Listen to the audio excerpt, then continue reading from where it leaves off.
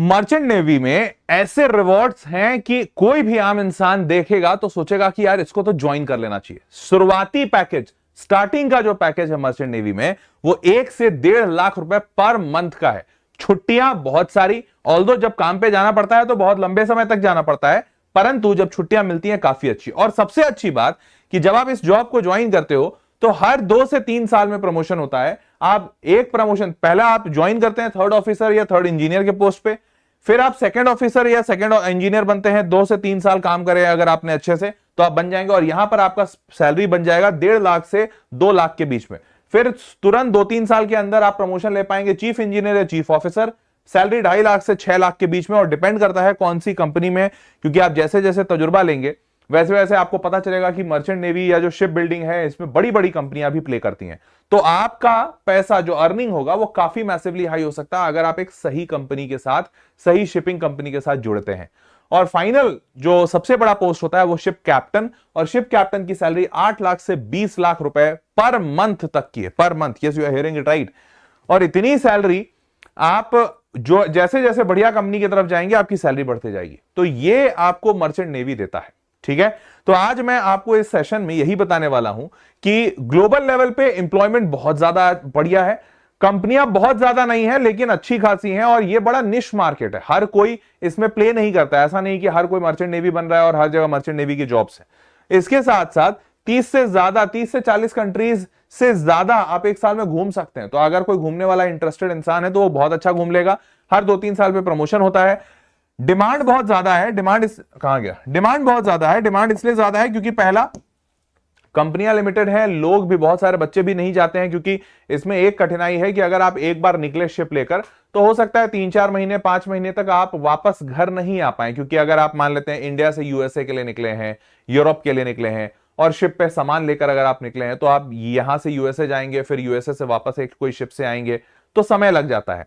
और या मान लो 2 महीने ही लगे, पर अगर आप 2 महीने एक शिप में हैं तो 2 महीने कई लोग बहुत लंबा इसको सस्टेन नहीं कर पाते यार। 2 महीने तक परिवार के लोग इतने चाहिए, मतलब जॉब तो अच्छी खासी स्ट्रांग यहां पर डिमांड में है। और अगर आप लोग अच्छे से तैयारी करते हैं तो आई एम प्रीटी श्योर कि भाई नौकरी लगनी तो ऑलमोस्ट आप पक्की मानो कि हाँ भाई नौकरी तो लग जाएगी। नाउ मूविंग फॉरवर्ड, यहां पर एक्सपेंस बड़ा कम होता है। एक्सपेंस इसलिए कम होता है क्योंकि भाई जब तुम समुद्र में रह रहे हो तो कौन से मॉल जाओगे घूमने के लिए, या कहां से सामान खरीदोगे। शिप पे रह रहे हो तो रहने का पैसा नहीं लगेगा, खाने पीने का पैसा नहीं लगेगा, मोबाइल इंटरनेट वो शिप पे रहता है तो उसका मोटा मोटी एक फिक्स्ड कॉस्ट है, उतना ही लगेगा। इसके अलावा तुम और क्या करने वाले हो, तो आपका एक्सपेंस बहुत ही ज्यादा मतलब नगण्य है। आपको फूड फ्री मिलेगा, स्टे फ्री मिलेगा, मेडिकल से फ्री मिलेगा, तो ऑलमोस्ट 70 से 80% पैसा बच जाता है। उसके बाद कॉन्ट्रैक्ट छोटे छोटे होते हैं तो आपको लॉन्ग टर्म किसी के साथ एसोसिएट होने की जरूरत नहीं है। जब आपका काम आया आप काम पे जाइए, वापस आप अपने मन के मालिक हैं। हो सकता है आपने ये सोचा कि यार मैं 6-8 महीने काम करूंगा, उसके बाद मैं 4 महीने छुट्टी मारूंगा, आप मार सकते हो, no issues at all. Moving forward, international exposure काफी मिलता है। आप बहुत सारे देश घूमते हो, बहुत सारे इंटरनेशनल लोगों से मिलते हो, इंटरनेशनल क्रू होता है जिसके साथ आप कोऑर्डिनेट करते हो, तो आपका एक्सपीरियंस लेवल बहुत बढ़िया हो जाता है, ठीक है। ये सारे फायदे हैं आपको मर्चेंट नेवी ज्वाइन करने का। और बेस्ट पार्ट ये है कि आप मर्चेंट नेवी 10वीं के बाद भी ज्वाइन कर सकते हैं और 12वीं के बाद भी। ऑब्वियसली 10वीं के बाद ज्वाइन करते हैं तो पोजीशन थोड़ा नीचे मिलता है, 12वीं के बाद ज्वाइन करेंगे तो आपको ऑफिसर रैंक मिलेगा, पर दोनों के बाद ज्वाइन करना मुमकिन है, ठीक है। तो लेडीज एंड जेंटलमैन, चलो अब तुमको पूरा डिटेल बताता हूं मर्चेंट नेवी के बारे में कि भाई मर्चेंट नेवी में तुम कैसे जा सकते हो और कैसे अपने करियर को बढ़िया बना सकते हो, ठीक है। So this is Harsh Priyam and I am going to tell you everything about merchant navy. आपको इस चैनल पे बहुत सारा बेहतरीन इंफॉर्मेशन मिलेगा, ऐसे वीडियोस मिलेंगे जो शायद आपको कहीं और नहीं मिल रहे हैं, और इससे आप अपने करियर को और बेहतर बना सकोगे। इसीलिए मेक श्योर करो कि चैनल सब्सक्राइब रहे ताकि ऐसा कोई भी वीडियो तुमसे छूट ना जाए, ठीक है। चलिए शुरू करते हैं मर्चेंट नेवी के बारे में। तो मर्चेंट नेवी है क्या, तो सिंपल सी बात समझो, कमर्शियल शिप बिल्डिंग की इंडस्ट्री होती है। शिप बिल्डिंग इंडस्ट्री का मतलब क्या, कि कोई भी जहाज जो कि सिविलियन पर्पस के लिए बनाया गया है, मतलब लोगों को लाने ले जाने के लिए, या फिर उनके टूर टूरिज्म के लिए बना है, या फिर non combatant fleet supporting international trade. आपको पता होगा कि भारत से यूरोप और यूरोप से भारत बहुत सारा आइटम आता है। जैसे मान लो तेल है, इंडिया रशिया से तेल अगर खरीद रहा है तो रशिया से तेल इंडिया तक कैसे पहुंचेगा, कोई पाइपलाइन तो नहीं बनी हुई है, उसके लिए शिप का इस्तेमाल होता है। मान लीजिए आप इंडिया के स्पाइसेस बड़े फेमस हैं, तो इंडिया के स्पाइसेस दुबई जाएंगे, तो दुबई कैसे जाएंगे, हवाई जहाज में लग के लेके जाएंगे, भाई बहुत खर्चा पड़ेगा। तो सबसे सस्ता मेथड होता है शिप के जरिए, और ये सारे शिप चलाने के लिए लोग चाहिए होते हैं, वही जो captain and all such stuff. आपको बता दूं पूरे वर्ल्ड का 90% ट्रांसपोर्ट, कितना 90% of the world cargo including oil, food and vehicles and electronics transport through ship. तो इतना बड़ा कारोबार शिपिंग इंडस्ट्री पे डिपेंडेंट है और इसीलिए इसमें पैसा बहुत ज्यादा है। ठीक है, economic role enables global supply chain, तो ग्लोबल सप्लाई चेन पूरा शिपिंग पे है। Private sector domains operates under commercial companies like defence oriented Indian navy, तो ये सारे मतलब बहुत सारी बड़ी बड़ी कंपनियां हैं जो इसमें डील करती हैं। And then specialised maritime operation जैसे manages container ships, oil tankers, LNG carriers and bulk carriers, तो ये सारे चीज तो है ही है। क्लियर है? नाउ मूविंग फॉरवर्ड, इसमें 3 जगहों पर आपकी नौकरी लग सकती है, 3 डिपार्टमेंट होते हैं। पहला डिपार्टमेंट होता है नेविगेशन डिपार्टमेंट, जो रास्ता उस्ता दिखाने वाला, क्या इसमें जॉब रोल होता है बताऊंगा। दूसरा डिपार्टमेंट होता है इंजन डिपार्टमेंट और तीसरा डिपार्टमेंट होता है रेटिंग डिपार्टमेंट। रेटिंग डिपार्टमेंट मतलब जो भी सारे काम करने होते हैं शिप के, जो छोटे बड़े जो भी काम होते हैं वो रेटिंग डिपार्टमेंट से होता है। तो सबसे पहला नेविगेशन डिपार्टमेंट में क्या होता है, तो मेन रोल ये है कि शिप को सेफली नेविगेट करके अपने लक्ष्य तक पहुंचाना।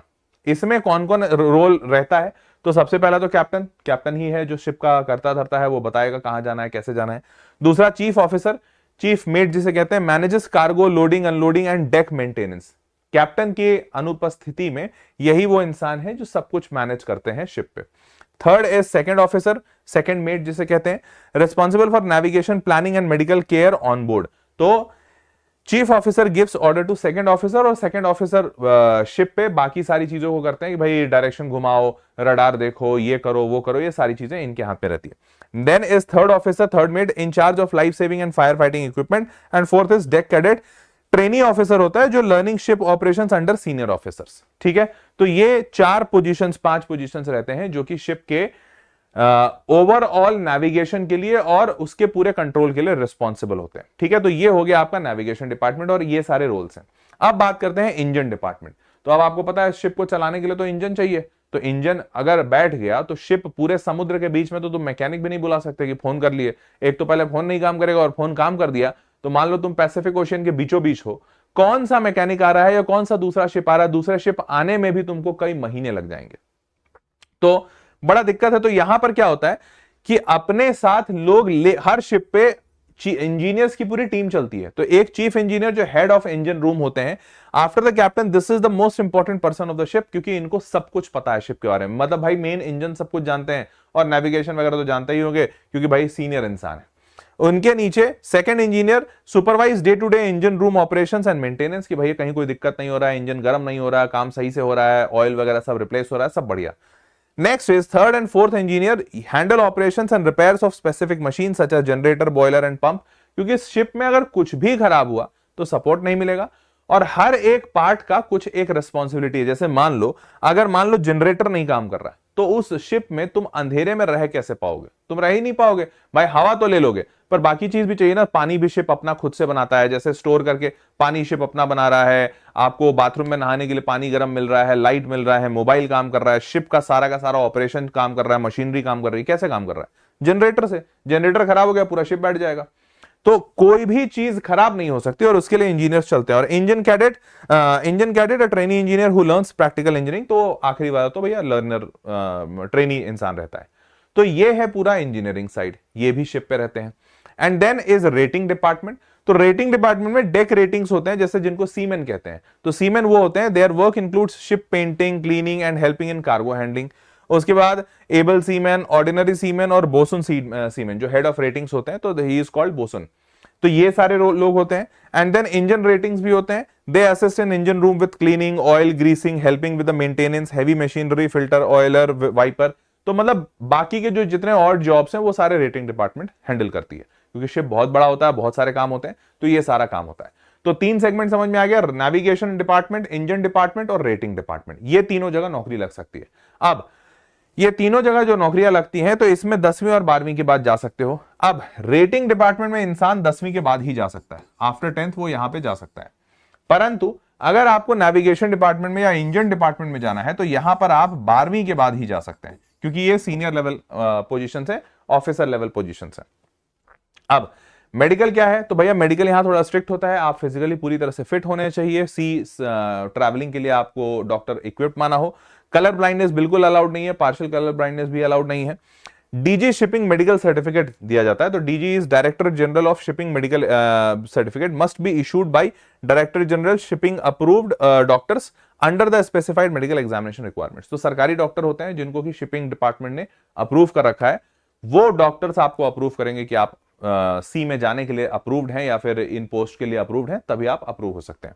अब 10वीं के बाद आप कैसे कर सकते हैं, तो जैसे जनरल पर्पस रेटिंग राउट, तो जनरल पर्पस जो रेटिंग वाला जो रास्ता है वो कैसे कर सकते हैं, तो 10वीं के बाद बड़ा सिंपल है, नेविगेशन वगैरह में आप हेल्पिंग कर सकते हैं, इंजन रूम में हेल्प कर सकते हैं। तो अगर आप या फिर अगर आप खाना बनाने में इंटरेस्टेड हैं तो आप सलून में जा सकते हैं जहां केटरिंग होता है, department bye completing the CCMC course. तो कुकिंग का जो कोर्स है वो आप कोर्स कंप्लीट करके वहां पर जा सकते हैं और आप कुक भी बन सकते हैं। तो ये जहां जहां पे हेल्प की जरूरत है, इनफैक्ट हर जगह हेल्प की जरूरत है, तो जहां जहां हेल्प की जरूरत है आप समझो ये मोटा मोटी हेल्पर की जॉब है। क्लियर।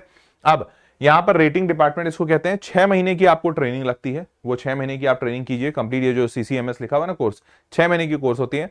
10वीं आप 40% नंबर से पास होने चाहिए फिजिक्स, साइंस और मैथ्स के साथ, और इंग्लिश में मिनिमम 40% नंबर आने चाहिए। आपकी उम्र 17.5 से 25 के बीच में होनी चाहिए अगर आप रेटिंग के लिए सीसीएमएस कोर्स कर रहे हैं उस टाइम पर। Apply to DG shipping approved institute, ध्यान रखिएगा ये यहां पर आपको उन्हीं इंस्टीट्यूट्स में जाना है जिनको डीजी शिपिंग ने अप्रूव किया है। अगर अनअप्रूव्ड इंस्टीट्यूट्स में अगर आप जाते हैं तो अनअप्रूव्ड में जाने से भाई ये दिक्कत होगा कि बाद में आपके डिग्री की कोई मान्यता नहीं रहेगी और आपको इन शिपिंग इंडस्ट्रीज में या बड़ी बड़ी कंपनीज में नहीं लिया जाएगा, छोटे मोटे शायद आपको ले लें। तो ये चीज बड़ा इंपॉर्टेंट है कि आप उन्हीं इंस्टीट्यूट से पढ़िए जो अप्रूव्ड है, और इनकी वेबसाइट ऑफिशियल वेबसाइट है, और ऑफिशियल वेबसाइट पे डीजी शिपिंग के लिखा हुआ है कि कौन कौन कॉलेजेस अप्रूव्ड है, जो नहीं अप्रूव्ड है उनका नाम नहीं है। ठीक है। Complete 6 month of pre sea training, join a ship as a training rating deck और इंजन और केटरिंग, तो फिर आप ज्वाइन कर सकते हैं। 6 महीने की का कोर्स कीजिए and then you are allowed to join. अब इसके बाद initial salary typically range from 25,000 से 60,000, डिपेंड करता है कौन सी कंपनी में और कौन से शिपिंग पे ज्वाइन कर रहे हो आप, और उसके बाद बढ़ते बढ़ते 80,000 से 1.5 लाख तक भी हो जाता है 3 से 5 साल के एक्सपीरियंस के साथ, अगर आप एबल बॉडीड सीमेन है और मोटरमैन है या फिर अगर कोई सीनियर रैंक पे आप पहुंचते हैं तो। ठीक है। तो सैलरी बढ़ता है इसमें, उसमें कोई बड़ी बात नहीं है। मैस बॉय या कुक को भी अच्छा खासा 40 से 60,000 की सैलरी मिलती है। क्लियर। अब आते हैं दूसरे रूट 12वीं के बाद। तो 12वीं के बाद कैसे ज्वाइन कर सकते हो, 12वीं के बाद आप नेविगेशन में या इंजन डिपार्टमेंट में ज्वाइन कर सकते हैं, जैसे मैंने बताया ऑफिसर रूट। तो यहां पर 2-3 कोर्सेज हैं। पहला तो डिप्लोमा है इन नॉटिकल साइंसेस, ये 1 साल का डिप्लोमा होता है। ठीक है। तो इससे ज्वाइन कर सकते हैं। उसके बाद आप बीएससी इन नॉटिकल साइंस 3 साल की डिग्री है, इससे ज्वाइन कर सकते हैं। ध्यान दीजिएगा डिप्लोमा से ज्वाइन करेंगे तो आपको बहुत जगहों पर प्रमोशन लेने में आपको समय लगेगा, क्योंकि जो बैचलर्स करके आया है उसको जल्दी प्रमोशन मिलेगा। तो बीएससी नॉटिकल साइंस हो गया, और बीटेक इन मरीन इंजीनियरिंग ये 4 साल का होता है। तो अगर आप इंजीनियरिंग डिपार्टमेंट में जा रहे हैं तो आपको बीटेक मरीन इंजीनियरिंग करना होगा। नेविगेशन में ये दोनों से काम चल जाएगा, बीटेक से भी इसमें काम चलेगा, बट बीटेक इसके लिए तो सिर्फ बीटेक चाहिए इंजीनियरिंग के लिए। उसके बाद एलिजिबिलिटी है कि 12वीं में पीसीएम होना चाहिए, मिनिमम 60% एग्रीगेट मार्क्स आने चाहिए, और इंग्लिश में कम से कम 50% आना चाहिए, 10वीं और 12वीं दोनों में। क्लियर। 17 से 25 साल की आपकी उम्र होनी चाहिए। IMU CET is mandatory, Indian maritime university common entrance test, जैसे IIT JEE होता है वैसे ही यहां पर IMU CET होता है, तो ये एग्जाम मैंडेटरी है। Sponsorship apply to shipping companies, Great Eastern, Anglo Eastern, Maersk, जो कंपनीज हैं आप उनको अप्लाई कर दीजिए। तो वो अगर आपको स्पॉन्सर कर दिए तो आपकी पढ़ाई का खर्चा ये शिपिंग कंपनी उठा लेगी। ऑब्वियसली वो आपसे कुछ बॉन्ड लिखवाएंगे कि बाद में आपको हमारे यहाँ काम करना होगा वगैरह वगैरह, बट ये कंपनी आपका खर्चा उठा लेगी। मेडिकल में must be fit as per DG shipping norms, तो वो सब तो है ही है। ठीक है। नेक्स्ट इज मर्चेंट नेवी का IMU जो 12वीं के बाद, तो exam name Indian maritime university common entrance test, जैसा मैंने बताया IMU CET। नेशनल लेवल का एग्जाम है, ऑनलाइन होता है, 3 घंटे का पेपर है। फिजिक्स में 50 सवाल, केमिस्ट्री में 20, मैथ्स में 50। तो फिजिक्स और मैथ्स इंपॉर्टेंट है, केमिस्ट्री में 20 है, जीके एप्टीट्यूड 40 और इंग्लिश 40, कुल मिलाकर 200 सवाल आता है। 50 फिजिक्स में, 50 मैथ्स में 100 और 20 40 40, 100 सवाल 200 नंबर का रहता है, सॉरी 200 सवाल 200 नंबर का रहता है, 1 नंबर का 1 सवाल, और 0.25 नेगेटिव मार्किंग रहती है। ठीक है। फीस जो रहता है एग्जाम फॉर्म का वो 700 से 1000 के बीच में रहता है, डिपेंड करता है, जब जो ऐसा निकलेगा आप देख लीजिएगा। क्लियर। अब मूविंग फॉरवर्ड, 12वीं के बाद जब आप ऑफिसर रूट से जाते हैं तो स्टार्टिंग पैकेज आपका भी बहुत ज्यादा नहीं रहता, मतलब 60,000 के आसपास 70,000 रहता है, पर इसमें ग्रोथ बहुत जल्दी होता है। 2-2 साल पे 3-3 साल पे आपका प्रमोशन होता जाएगा और आप बहुत तेजी से ऊपर पहुंच जाइएगा। क्लियर। नेक्स्ट इज ग्रेजुएशन के बाद भी आप ज्वाइन कर सकते हैं। तो एक बताया 10वीं के बाद, अब 12वीं के बाद, और अब ग्रेजुएशन के बाद भी। तो ग्रेजुएशन के बाद इलेक्ट्रो टेक्निकल ऑफिसर या इंजन ऑफिसर के रूप में ज्वाइन करते हैं। अब अगर इसके लिए 2 कोर्सेज हैं, ग्रेजुएट मरीन इंजीनियरिंग 1 साल का, डिप्लोमा कोर्स, और या फिर इलेक्ट्रोटेक्निकल ऑफिसर 1 साल का कोर्स। ठीक है, अब इसमें आपको 55% इन मैकेनिकल या इलेक्ट्रिकल इंजीनियरिंग की डिग्री में आना चाहिए, उससे ज्यादा। तो ये एलिजिबिलिटी बता रहा हूं कि अगर आपको ये कोर्सेज में जाना है तो आपको मैकेनिकल या इलेक्ट्रिकल में 55% से ज्यादा नंबर आने चाहिए। मोर देन 50% इन इंग्लिश, तो वो तो आना ही चाहिए। Graduate marine engineering not more than 28, मतलब ये एज की बात की जा रही है। ठीक है, तो अगर आपको ग्रेजुएट मरीन इंजीनियरिंग बनना है ये वाला, तो 28 साल से ऊपर के लोग को नहीं अलाउड है, और इलेक्ट्रोटेक्निकल ऑफिसर में 35 साल से ऊपर के लोगों को अलाउड नहीं है। ठीक है, 35 साल तक में कर सकते हैं। चेक एलिजिबिलिटी और अप्लाई कीजिए, और ध्यान रखिएगा डीजीएस अप्रूव्ड इंस्टीट्यूट में ही अप्लाई कीजिएगा, किसी फर्जी इंस्टीट्यूट में नहीं जाइएगा, नहीं तो पैसा फंसेगा, समय भी बर्बाद होगा।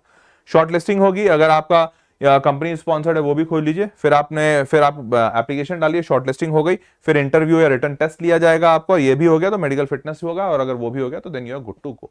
क्लियर है भाई?